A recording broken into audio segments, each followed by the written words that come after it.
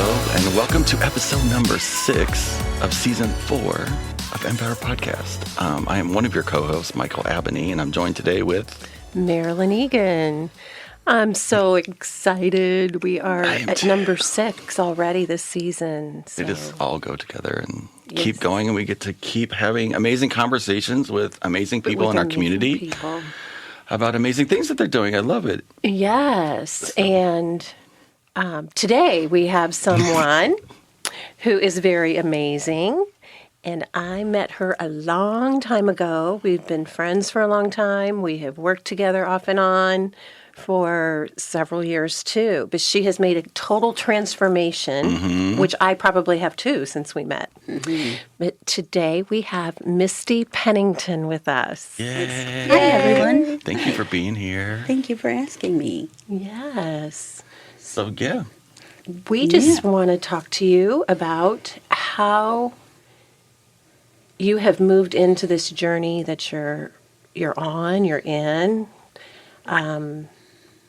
You have, like I said, totally turned things around from working a job that you loved and you were very valued in that position, but you actually turned it around to work your real passion in life. And you found that passion. So I just want you to tell a little bit about your story of how you moved into that. It's amazing how life works, and it throws people in your path that help point you in the direction you need to go. I always felt like I didn't fit in my family at all. I always felt like this huge oddball, and I had taken on this persona of, I'm so different, I'm so weird, I just don't fit in anywhere. And I definitely had a lot of friends, but it felt superficial. And so at a class reunion recently, people were saying, you're so popular. And it was an interesting word to me because I don't view myself as popular. So I started looking at some things. I had already started a lot of self-introspection work. But it took me to the place of realizing that people see me different than I see me. Yes. And that's been a real consistent thing. And I tend to be really critical of myself. And so I had to start finding some things and looking a little closer about what is that thing that makes me popular? What is it that people are seeing that I'm not seeing? And initially, we had a funny conversation about this.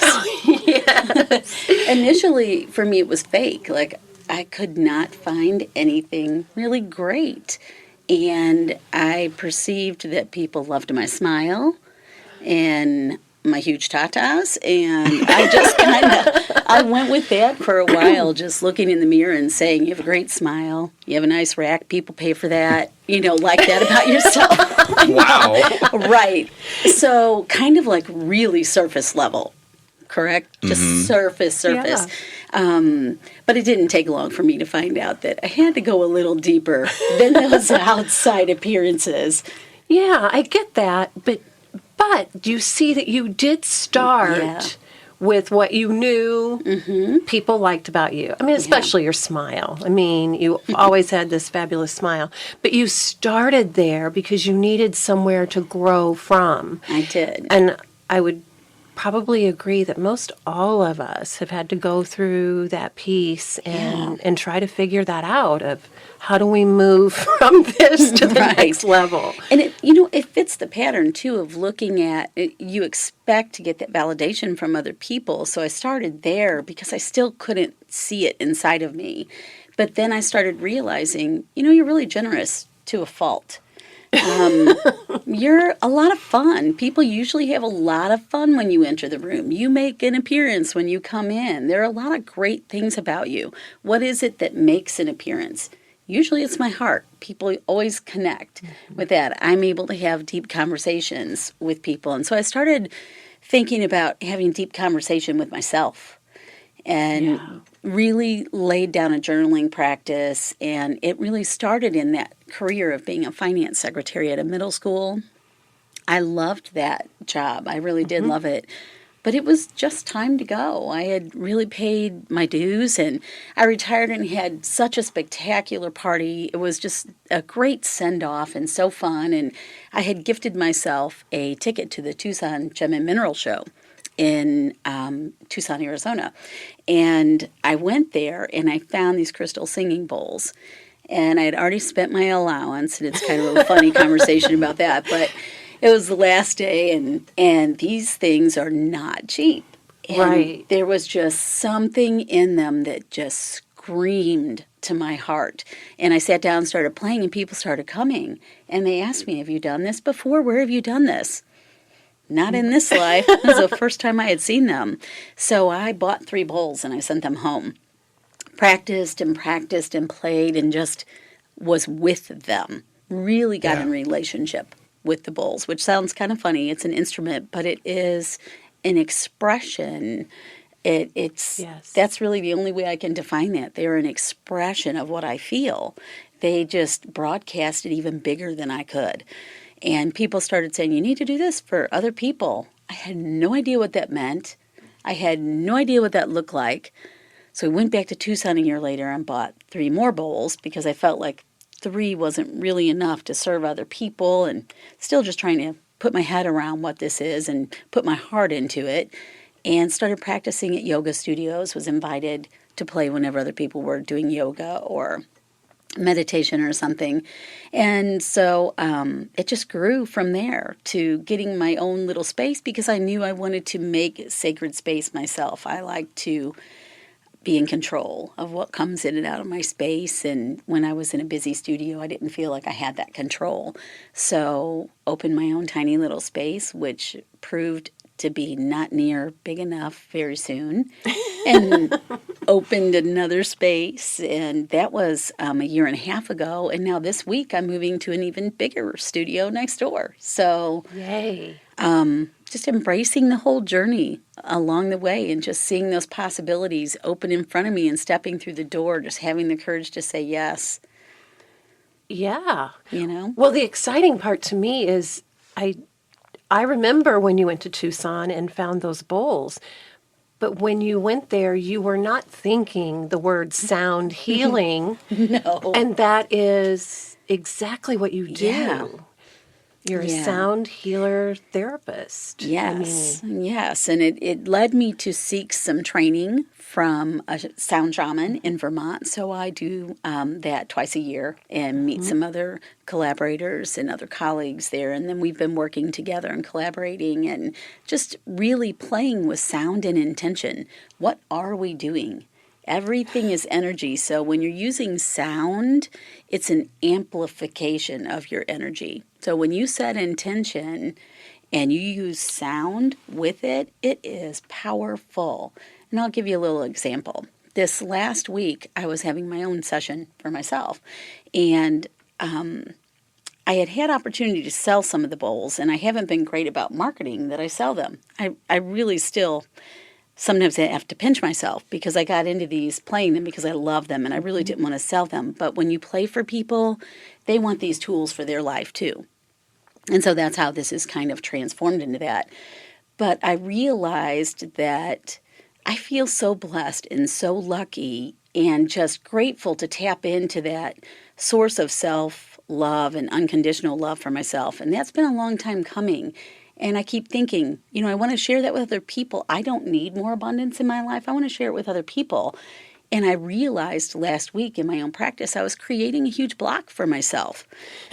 Right? Yes. So, because whenever I block that abundance from myself, I shrink.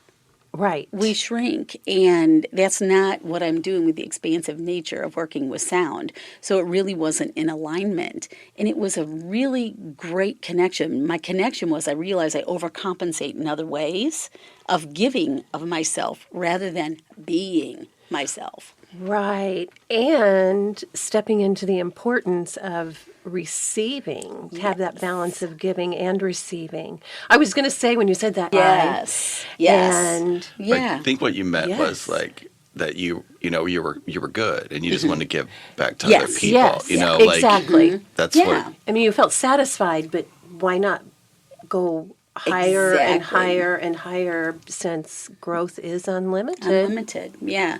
And it was a really funny moment because when you have those transformations, it's like this big amount of energy and time that you spent over years. For me, that's what it was. Yes. Overcompensating in one way, and then it was depriving me of my creative ability because whenever I was giving of myself, I can't giving in a way that was taking my time away. I couldn't spend it creativity wise on myself and my offerings, and I had to pull back from actually showing up with helping Ethel move, to participating in the energy work. So just so I always like have this third ear that listens for people listening to us. So when you were talking, like at the beginning, so you had an entire career as working in elementary school? Middle school. Middle school. In a financial capacity for this school, right? Yes. So you had this whole entire career you completed, and then what was the thing that just like, okay, here we are, and then now we're doing crystal bowl sound healing. Okay, where is that bridge, or was there roots in in your life before? Like, what was it about the sound, or was there some event in your past that connecting with crystals? And I would always walk outside as a child, and I found little crystals in my yard, and would move rocks and do things for my parents. So I've always been attracted to crystals, and they're just beautiful and pretty. I went to Tucson for crystals, not for crystal bowls. And so when I found them and had that experience of playing them and knew they found you, that I had to have it. And it's kind of a synchronistic journey. So I had seen a picture of them on a brochure, and I thought, wow, I'd really like to see those whenever I go to Tucson. I don't know if you've ever been to the Gem and Mineral Show. Not that one, but I've been to Tucson. Yeah. It's huge. It's spread out. Gigantic. That's where you went hundreds and too, right? hundreds. Yeah, hundreds and hundreds of tents, and they have dozens of shows. So I wasn't familiar with Tucson. I had never been to the show. I didn't understand how it worked. I had a friend whose husband was a geologist, so kind of led us around.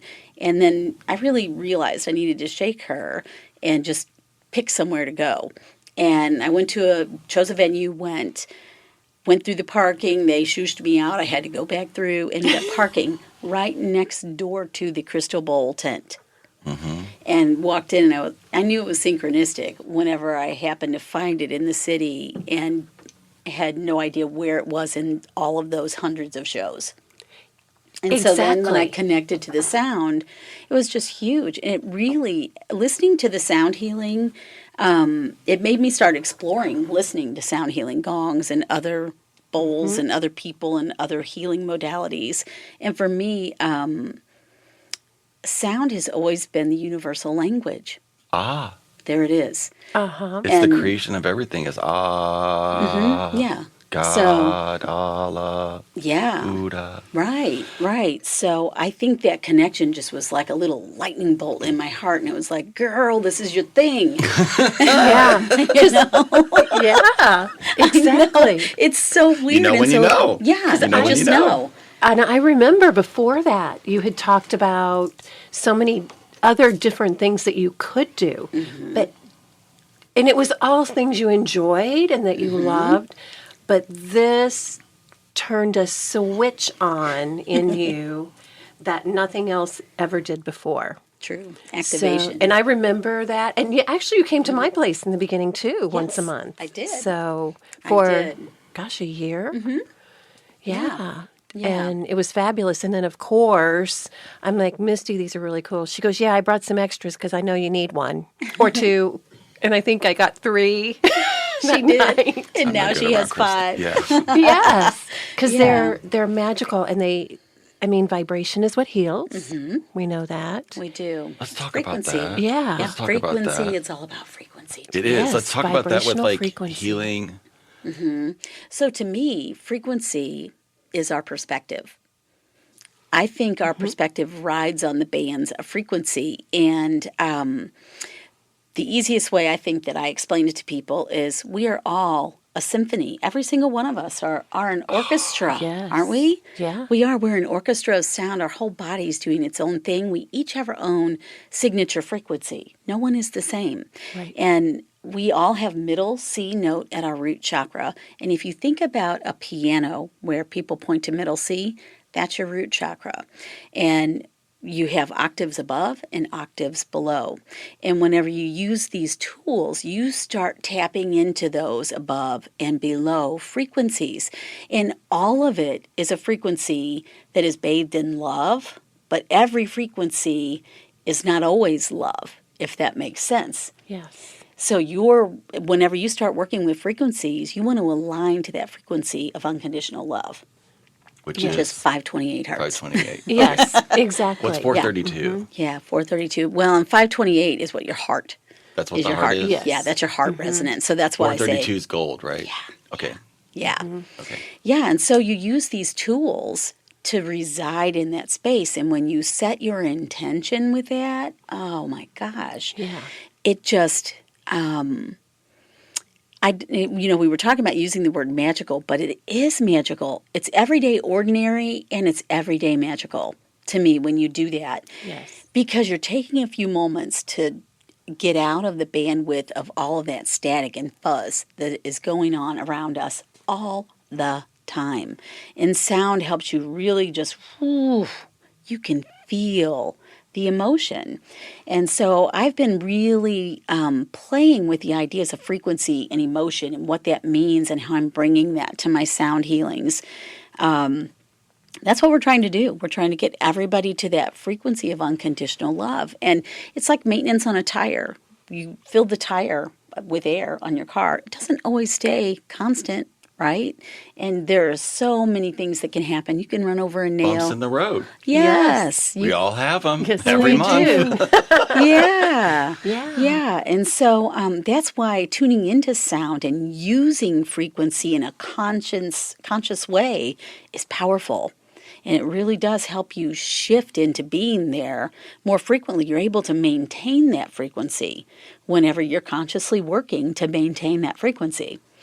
It's not like you get the little magic wand, dink, on your head, and then you're just balanced forever. And it just doesn't work like that. It's part of the journey. Exactly. It's part of the journey. Well, and we've, all other energy work is about vibrational frequencies. So that's why it's so valuable together, too. Yes, it So applies to everything. everything. Yeah. Yeah, and I've been using it in a very direct way. Marilyn is my Reiki mama. Yeah. She's my Reiki mommy. And We just so, did a podcast on Reiki. yeah, so it's really powerful. And I bring that Reiki to my hands and I get my hands activated and I work with my clients. But then when I started using sound, I started balancing and aligning using sound first. And now I'm applying Reiki, and I also apply Reiki to my bowls. And it's really just changed how people feel it. It's easier. It's easier to receive. It's easier to interpret. For whatever reason, that's a very good resonance together, Reiki and sound. Yeah. Well, Yeah. Reiki, I believe Reiki enhances everything. Yeah. And it was already in you. Right. So it was enhanced by your energy as you played the bowls anyway. Yeah. And then consciously using it. Wow. Yeah. And using it to transform those patterns, like realizing my resistance to abundance, like when we started this, like realizing that I was actually resisting that by blocking how I was showing up. So I've used sound intentionally to create affirmations, and then I meditate with those affirmations and the sound and bring that into my being, and I envision that's how I'm moving forward, sharing these tools with people, sharing this information, not withholding because I'm afraid I have too much. And Right.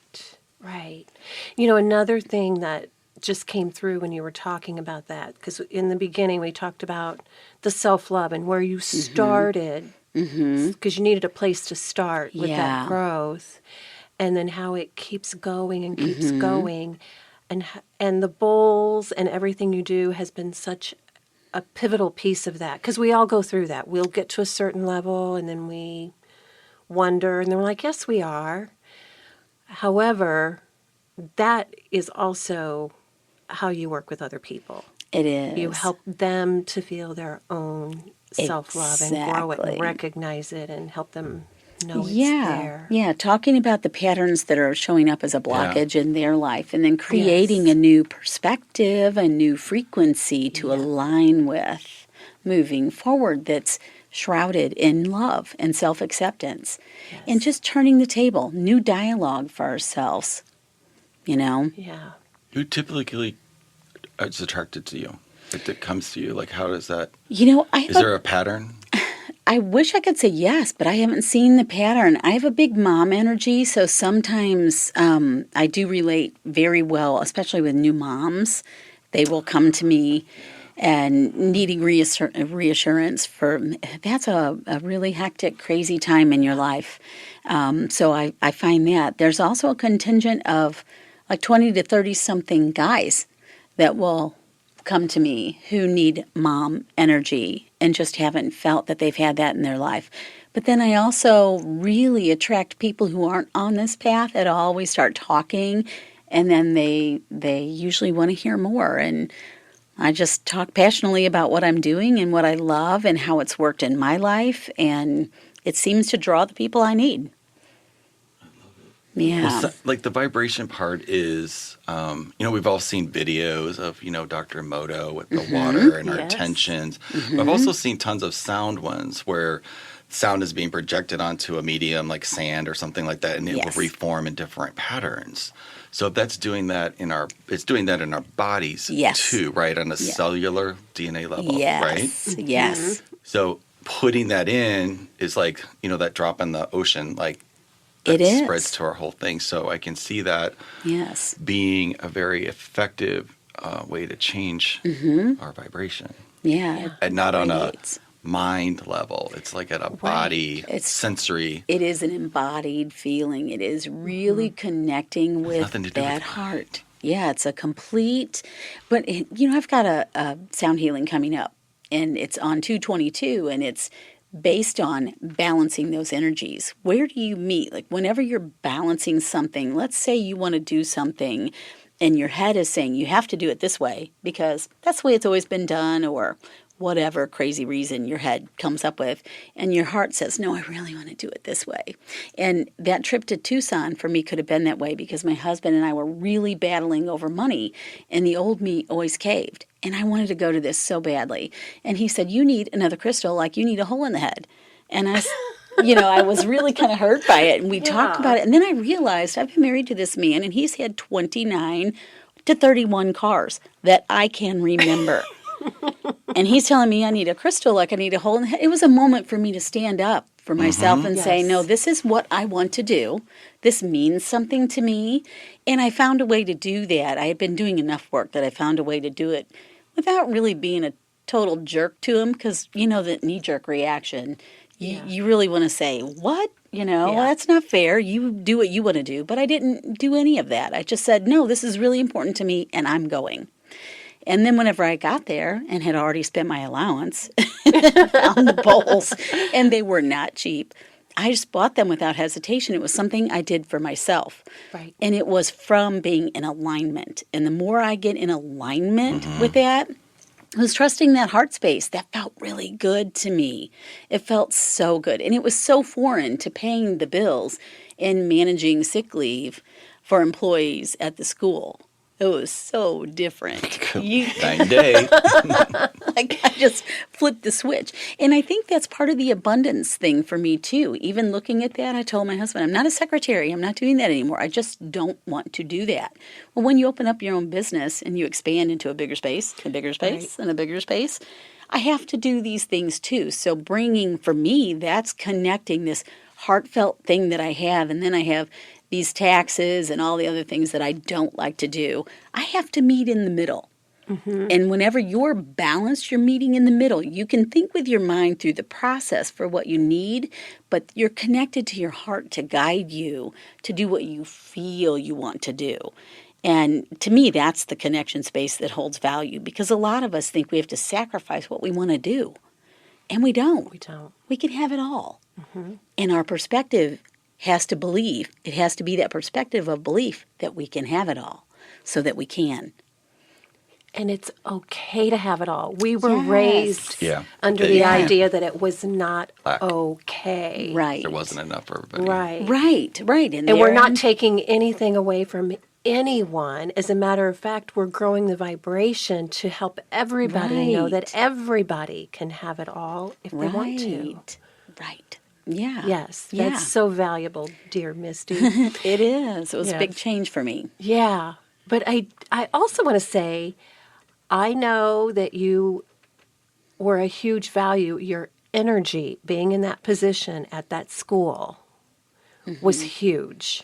Yeah. You were supportive to everyone who came in contact with you, including those kids.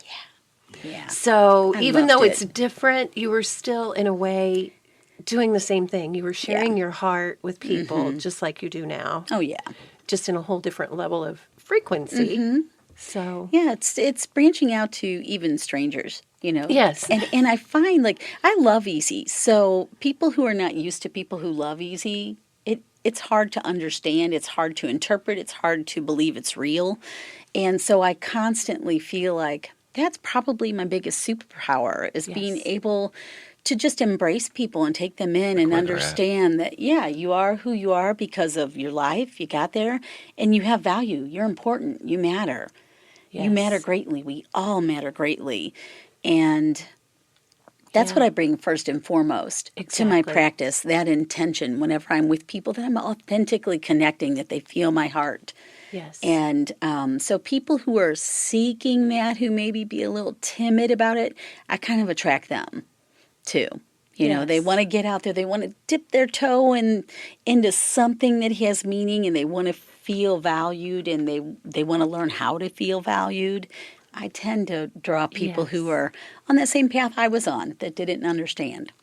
So where do you do these events at? These your sound healings at your studio? Do you I do have them a other places or studio. just do them Yeah, there? I have a studio in St. Peter's. I do them there, and I've been invited kind of to participate around and collaborate with people around town. So I will go to some other places and collaborate with people. I've got a company in Jefferson City. I'm going out in March to work with them and Yay. offer Reiki and sound to their studio. So yeah, I just kind of play it by ear when So- I'm asked. St. Peter's, for those that don't know, is just a typical suburbia Yeah, place. yeah, It's just like, it could be St. Peter's, could be anywhere, but it's Yeah. around, a Yeah. lot of people live there. yeah. So what is your experience? Because that's the typical, I would say, mainstream, typical, go America, get your picket fence out and Yeah. have some kids and all that stuff. So like not normally where you would find a, sound healing place physically. Correct. I associate those with being in the city, Demon, like all the Yeah. spaces, the peace place. Yeah. Right. But like not out in the county. Like, I mean, yeah. Yeah. that's, yeah. So what is Yeah. that? Like, how is that? How do You they know, show up? You just gotta.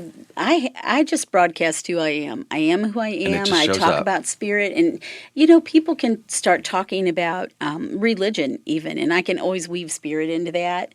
And I have a lot of Catholic people who actually come to me who are amazing, open-minded, beautiful souls, and they come to my sound healings in a group. So it's pretty amazing how I've had a great experience. I just keep showing up who I am. I just keep sharing it.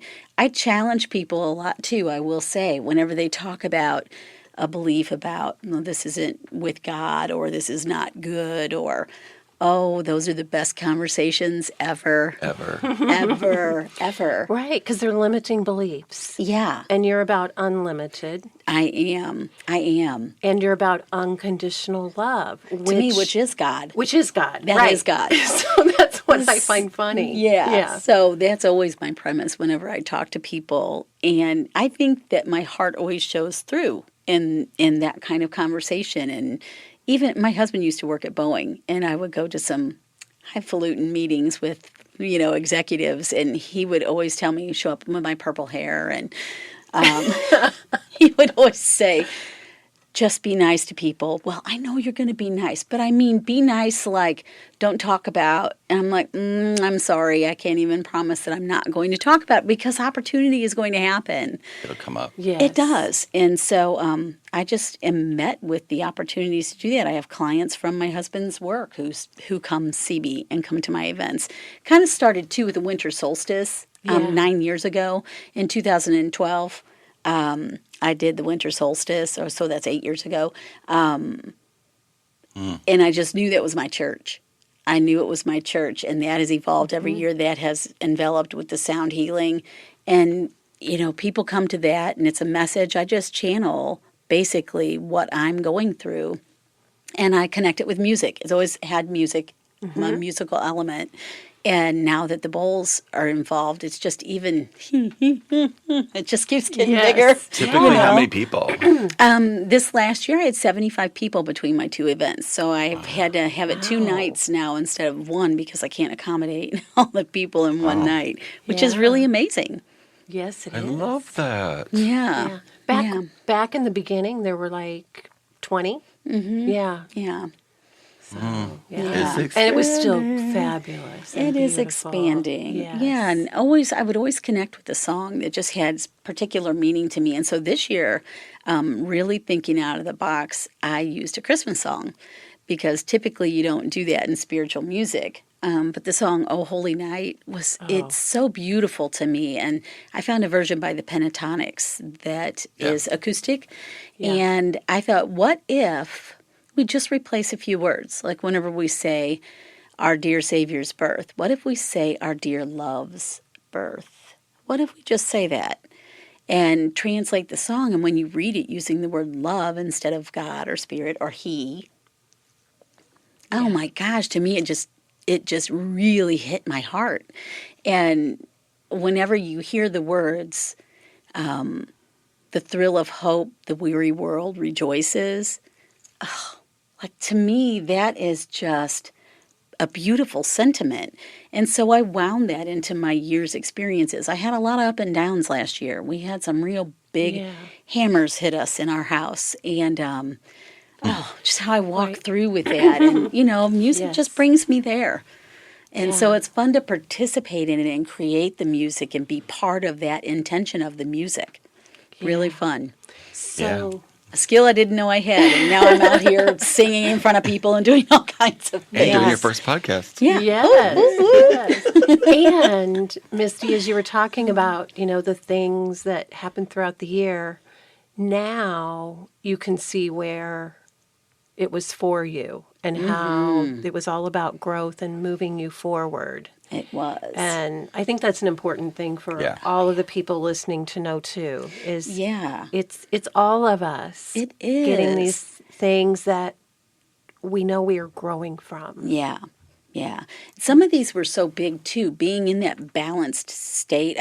We had a real, I don't want to call it tragic accident, but my granddaughter was bitten in the face by a dog, and it was rough. It was a bad injury, and she's little. She's 2, and it was heart-wrenching for me. And being in the space of balance and experiencing that versus some of the other, I would call tragedies or whatever you want to relate those events to. Earlier in my life, whenever I wasn't in balance, I was so much more reactive. And controlled by the event and spiraled out of control. You know how whenever you're not in control and something like that knocks you off of your already wobbly trajectory, it's hard to regain balance in your life. And so I have a profound comparative experience now that I can share with people because I was able to come to some resolution with that. We knew the dog had been an issue and it had been a source of contention between my daughter and I. And whenever it happened and I watched my daughter the next day, there were all these things that went on. When she left, I decided to do Reiki for my own family and sound. And so I started having just intention and lighting sacred candles and setting my space and getting everything ready. And I felt a little discombobulated with it because I was so emotional. And whenever I sat down with that and started bringing Reiki to it, the love that was coming through my heart was so amazing and incredible, and sound was just carrying that. And then I had this realization of all the other events that happened this year that were sound activations for me, and they were huge. I had a car accident. I was hit at 60 miles an hour on the highway on the way to sound training in September. There were a lot of things that happened And I realized whenever my daughter was a little baby, I was holding her in her car seat, and I dropped her at the grocery store trying to get a cart out, and the sound of that car seat hitting that floor, oh, like it takes me right to that spot of my little granddaughter getting bitten. And that was my first sound activation that I'm recalling. There's probably more that I just haven't connected yet. But there was a man there who came rushing over and said, "I can't believe you dropped your baby."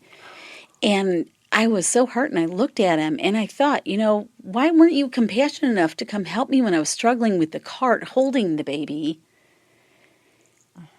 versus coming to criticize me afterwards? And in that one moment of that Reiki practice and thinking what happened, I realized I can be that man to my daughter and judge, or I can be someone who supports her and sends her love in probably one of her most difficult ever parenting moments. Yes. And it was profound for me. And you can tell, I just had a real big moment with that. And I didn't want to be. Yeah, I didn't want to be that person to my daughter.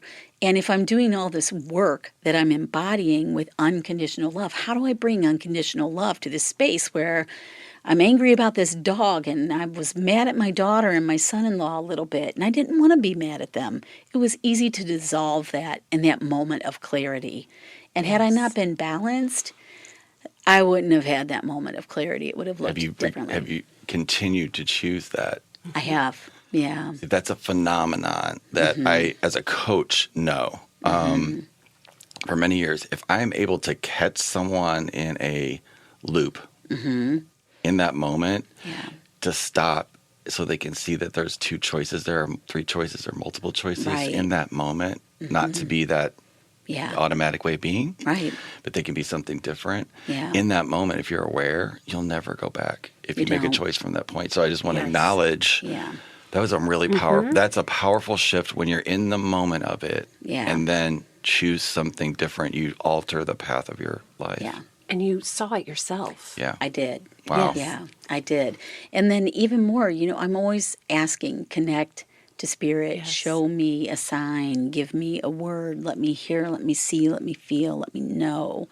I had a profound awareness immediately that all of us engaged in this because this was a frequency of discord that we were bringing harmony to. And we came to this alive to bring harmony to that scattered energetic pattern and bring love. That's love, bringing love to it. And even the dog came in willing to be the criminal, if you want to say. My granddaughter agreed to be the catalyst for change. I agreed to be the way shower. I could just see all these things lining up and all these choices we made that led us to that spot. Oh, it was so big and so beautiful to know and feel comfort from that. And sound brought that. And if you're listening, and I know you are, just let that sink in just for a moment that all of that drama was pre-organized, pre-set up for that one moment of your awakening. And look what it provided. And now we're providing it to the world. Change forever. That it's a pattern is changed forever. And not just for you. No, it's so big. Even my winter solstice was... I got chills. Yeah, exactly. My winter solstice was, I want to say 3 weeks after that. And one of the ladies that day had to put her dog to sleep because he was dangerous to other people. And how would I have known? That was my message for the solstice. And and that's just one person, but it's crazy how whenever you open up and you share that vulnerability and you're real with people, I think that's how I attract most of my people. And I think that's why it's diverse. Because we're all going through different things at different times. And for some reason, I'm able to, ride the waves. Ride the waves. What a powerful, powerful way to end this podcast. I could talk to you for we could just keep Yes, going. we could. Yeah, we Yeah, could. we've done But- that before, haven't we? I just want to say thank you so much for coming in and sharing your story with us and how sound has impacted your life and how you're using that the crystal bowls. I had one when I was younger, a C that somebody made that was all carved out. I think they're all carved out of one big thing. That's why they're so freaking expensive. But like, there was a C, and I had it for a really long time. I couldn't take it to California, and I knew it was going to the next place because they're their own entity. They are. They're Yes, their they own are. entity, and They I are. respected it as Yes. not something that I owned. It was something that I got to experience for a little while in my life. Yeah. Yeah. Yeah. Thank you so much. Thank you for and having we'll put your me. information Thank down you. below in the description box. And just really seriously appreciate you for coming in and sharing Thank your story. you. And do you have recordings of your?